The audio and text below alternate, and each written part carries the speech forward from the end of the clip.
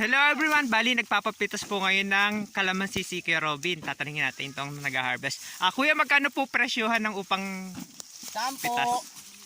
Fix po na 10 pesos per kilo. Conforme sa presyo, kung magkano ang benta. Ganun.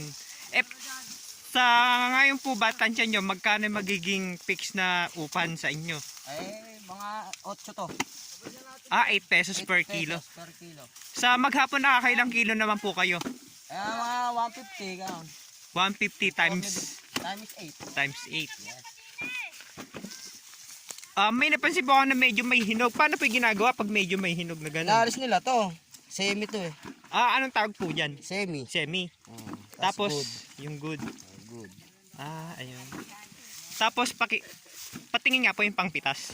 Ayun. Pangitil. Pangkitil. Ayan. Ayun si Kuya. Obrero. Bali, taga saan po kayo? Obrero. Obrero, Cabanatuan City. Obrero, Cabanatuan City. Imported pa. Yes. Dayo kami, dayo. Yan. Ikot tayo dito sa isang nag-harvest. Ito si Kuya, naiiya siya. Pero sabi ng mga kasama niya, videohan natin. Kuya, taga Cabanatuan din po kayo sa Obrero? Cabanatuan. Bali, pag nagpapa-harvest si Kuya Robin, kayo yung tinatawag? Ayun. Maghapon niyo po ba itong pipitasin? Hanggang tanghali lang. Half day lang. Nakakailang kilo po kayo pag ano? 300. Ang lakas Di, ibig sabihin, ikaw pinaka-kuya mabilis mamitas dito sa group nyo.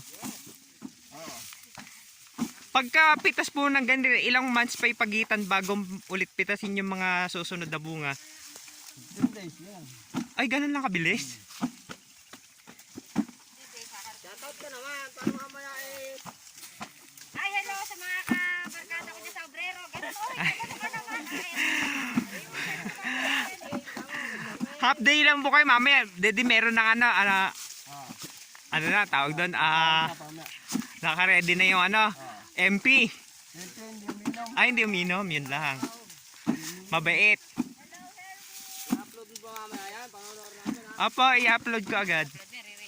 Yan, ikaw naman. Ito pa, minsan binutin niya pa dyan. Masipa. Yan, malakas din mga yan. Makikita ko mamaya yan, pagkaahon namin. Nasig tayo dito. Na-videoan ko na din ito di ba? Last time. Yan, malakas din mamitas yan. Yan.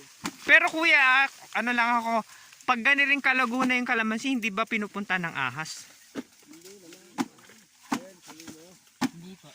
Hindi. Shoutout ka, Tim. Shoutout. Bilis niya mamitas, tingnan niyo. Ang dami na ng nakalagay dito sa timba. Ayan po yung ganyan po yung nagiging process ng pamimitas ng kalamansi. Tulad pa pag hinog, sabi nila hindi na pinipitas, tama? Tulad po dito yung iba na pipitas siguro ano lang sinasama ko Ayan. Reject na. Yan ito. Tinatapon na din to. Pipiga lang. Ay, pampiga. Piga lang. Sayang Reject na ito. ang lalaki pa naman. Mapipiga lang kasi yan pag naka-red bag. Bibigay ito ng Cabanatuan. Kaya nga po pag lalo pag sinakay sa kolong-kolong tapos di. Kolong-kolong, layo. Erwin ba? Herwin po, Barcelona. Erwin? Herwin. Erwin. Mamaya, mapanood namin ngayon yan. Ulog ka rin. Dadasag tayo dito kay ate. Excuse po.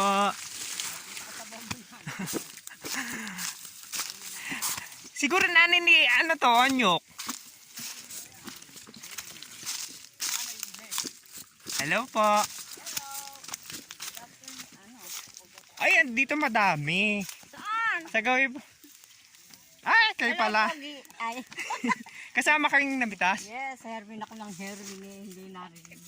Kala ko yung nanay ni Onyok kasi yung nanay ni Onyok din ng Ini-interview mo? Aha. For the first time. Hello. Hello po.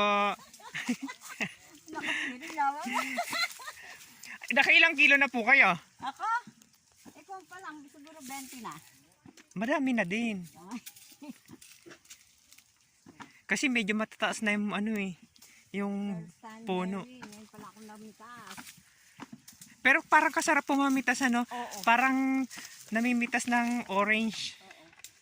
Mas gusto ko ito kaysa sa magdamo. Oho. Kasi pag ganiring namimitas ng kalamansi, nakakagalaw. Asa giling ka pa. Oho, nakakatayo. Pag sa damo naman ng mga sibuyas ganun, nakaupo maghapon, nakakangawit. Pag ganitong may edad na. Pahinga tayo. Mhm. Ayun o, kadami nilang ano. Makakailang kaya sila ngayon?